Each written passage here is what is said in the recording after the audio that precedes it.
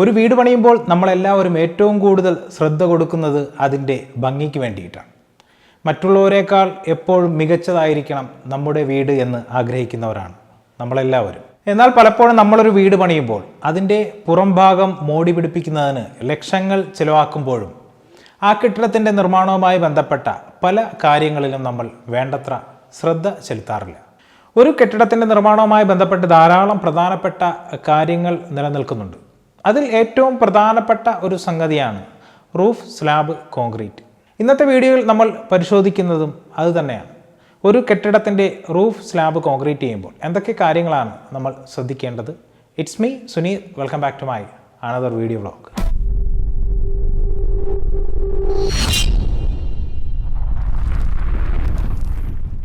Roof slab ചെയ്യുന്നതിന് മുന്നോടിയായി നമ്മൾ തട്ട് കെട്ടാറുണ്ട്. അപ്പോൾ ഇത് കെട്ടുന്നതിന് മുന്നേ തന്നെ നമ്മുടെ എല്ലാ ചുവരുകളും ഒരേ ലെവലിലാണെന്ന് വാട്ടർ ലെവൽ ചെയ്ത് ചെക്ക് ചെയ്യേണ്ടത് നിർബന്ധമായിട്ടുള്ളൊരു സംഗതിയാണ്. നമ്മൾ പല സൈറ്റുകളിലും കണ്ടുവരുന്ന ഒരു കാര്യം, ഈ ഒരു സാധനം വാട്ടർ ലെവൽ ചെയ്യുമ്പോൾ അവിടെ എവിടെയായിട്ട് ചില ഒരു 1, 2, 3 സെൻറ്റിമീറ്ററൊക്കെ വ്യത്യാസം വരാറുണ്ട്. ഇവിടെയൊക്കെയും അവർ ചെയ്യുന്നത് വെറും മണലും അല്ലെങ്കിൽ എംസാൻഡോ സിമൻറ്റോ മാത്രം ഉപയോഗിച്ചിട്ട് അത്തരം ഭാഗങ്ങൾ ലെവൽ ചെയ്തതിന് ശേഷം തട്ടടിക്കുകയും പിന്നീട് ഇതിലേക്ക് കോൺക്രീറ്റ് ഇടുകയും പ്ലാസ്റ്ററിന് ശേഷം അധികം വൈകാതെ തന്നെ ഇത്തരം സ്ഥലങ്ങളിൽ ധാരാളം ക്രാക്സ് രൂപപ്പെടുന്നതായിട്ട് നമുക്ക് കാണാം. ഇതൊരു പരിധിവരെ ഒഴിവാക്കാനായി ഒന്നുകിൽ നമ്മൾ ഉപയോഗിക്കുന്ന വോൾ ബെയറിങ്ങിന് ഉപയോഗിക്കുന്ന മെറ്റീരിയൽസ്, അത് ചുടുകല്ലാവട്ടെ അല്ലെങ്കിൽ താബൂക്കോ അങ്ങനെ മറ്റെന്ത് സംഗതിയാണെങ്കിലും അത് ഉപയോഗിച്ചിട്ട് തന്നെ പരമാവധി ലെവൽ ചെയ്യുക. അല്ലാത്ത പക്ഷം അധികം ഗ്യാപ്പ് വരുന്നുണ്ടെങ്കിൽ അത് കോൺക്രീറ്റ് ഉപയോഗിച്ചിട്ട് തന്നെ നമ്മൾ ഫില്ല് ചെയ്യാൻ ശ്രമിക്കണം. ഇനി പ്രധാനപ്പെട്ട മറ്റൊരു കാര്യമാണ് സ്റ്റീൽ ഫിക്സിങ്. നമ്മുടെ മനുഷ്യ ശരീരത്തിൽ നമ്മുടെ എല്ലുകൾ എത്രത്തോളം നമ്മുടെ ശരീരത്തിനെ അല്ലെങ്കിൽ നമ്മുടെ ബോഡിയെ സ്വാധീനിക്കുന്നു എന്നതുപോലെ തന്നെയാണ് ഒരു കോൺക്രീറ്റ് സ്ലാബിലെ സ്റ്റീലുകൾ. ഈ സ്റ്റീൽ ഫിക്സ് ചെയ്യുന്ന സമയത്ത് ഇത് കൃത്യമായും കറക്റ്റായിട്ടുള്ള അകലത്തിലും ഇത് ഫിക്സ് ചെയ്യുക. ഇതിന് സ്പേസിങ് എന്നാണ് പറയുക. ഇനി ഈ സ്റ്റീലിൻ്റെ ഗുണമേന്മ അതുപോലെ തന്നെ നമുക്ക് ലഭിക്കാനായിട്ട് നമുക്ക് ഇതിന് താഴ്ഭാഗത്ത് കവർ ബ്ലോക്കുകൾ ഉപയോഗിക്കാം. സാധാരണ പല സൈറ്റുകളിലും ചെറിയ അഗ്രിഗേറ്റിൻ്റെ പീസൊക്കെ വെക്കുന്നത് കാണാം.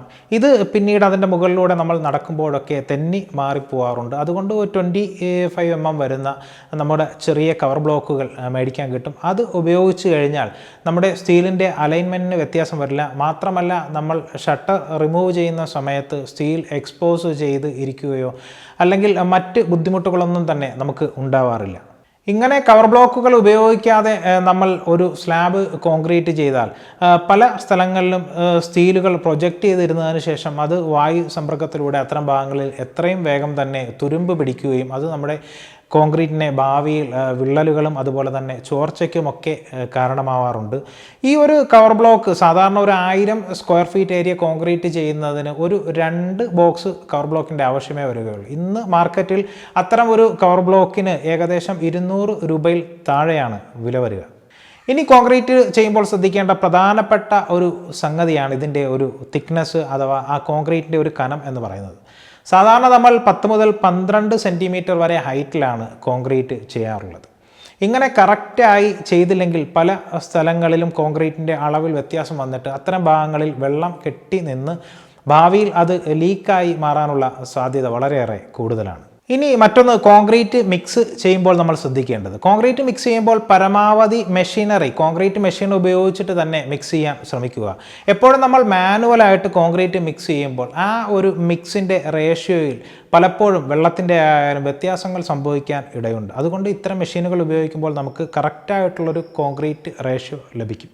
അതുപോലെ ഈ കോൺക്രീറ്റ് മിക്സ് ചെയ്യുന്ന ടൈമിൽ നമുക്ക് പല തരത്തിലുള്ള വാട്ടർ പ്രൂഫുകൾ ലഭിക്കാറുണ്ട്. ഇത്തരം കെമിക്കലുകൾ ഈ കോൺക്രീറ്റ് മിക്സിൻ്റെ കൂടെ ഉപയോഗിക്കുന്നതും ഭാവിയിലെ ചോർച്ച അതുപോലെ തന്നെ നമ്മുടെ കോൺക്രീറ്റ് വളരെയധികം വേഗത്തിൽ സെറ്റാവാനും ഇത്തരം കെമിക്കലുകൾ നമ്മളെ സഹായിക്കാറുണ്ട്. ഇനി മറ്റൊരു പ്രധാനപ്പെട്ട സംഗതിയാണ് വൈബ്രേറ്റർ മെഷീൻ ഉപയോഗിക്കുക. നമ്മുടെ കോൺക്രീറ്റ് പ്രോപ്പറായ രീതിയിൽ എല്ലാ സ്ഥലങ്ങളിലും എത്തുവാനും ബീം അതുപോലുള്ള സ്ഥലങ്ങളിൽ കമ്പി ചെറിയ ഗ്യാപ്പിൽ കെട്ടുന്ന സ്ഥലങ്ങളിലൊക്കെ കൃത്യമായ രീതിയിൽ കോൺക്രീറ്റ് ഇറങ്ങി ചെല്ലാനും മറ്റും വൈബ്രേറ്റർ മെഷീൻ ഉപയോഗിക്കുന്നതുകൊണ്ട് നമുക്ക് കഴിയും. ഇതിൻ്റെ മറ്റൊരു പ്രധാനപ്പെട്ട ഉപയോഗം എന്ന് പറയുന്നത് തട്ട് പൊളിക്കുമ്പോൾ ഹണി കോമ്പ് പോലുള്ള സംഭവങ്ങൾ സാധാരണ നമ്മൾ കാണാറുണ്ട്.